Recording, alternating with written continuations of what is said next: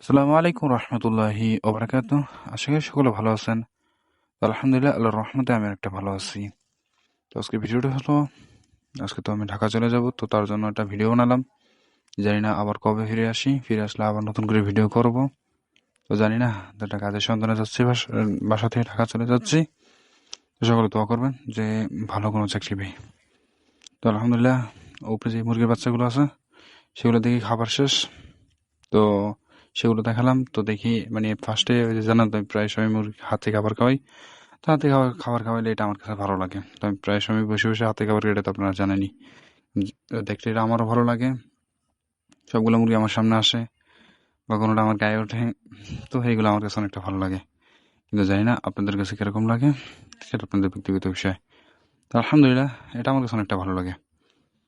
তো বলে তো চলে যাব, তো এটা দেখি আবার কবে আসি, আবার কবে আসলে মুরগির ভিডিও করব, আবার আপনাদের কাছে উপস্থাপন করব। তো আপনাদেরকেও দেখাই, আমিও একটু মজা করি। তো এই যেমন দেখেন, খাবার দিলে সবগুলো চলে আসে সামনে, একের সবগুলা।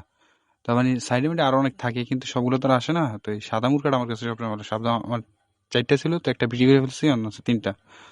তো জানি না, আবার যদি বাসায় যাই, বাসায় গেলে কি আবার মুরগি পাবো নি পাবো না।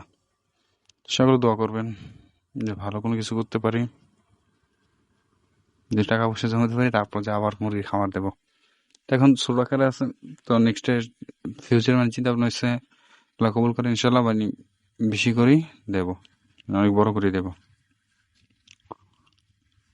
তো কি বলবো, সকলে আমার জন্য দোয়া করবেন, আমি আপনাদের জন্য দোয়া করি।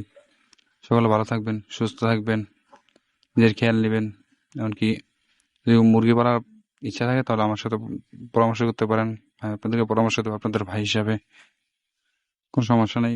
আমি আপনাদের দেখে দিতে পারবো যে কিভাবে কি কি করলে মুরগি কিভাবে খানা খাবে বা কতটুকু খাওয়ালে কি হয়।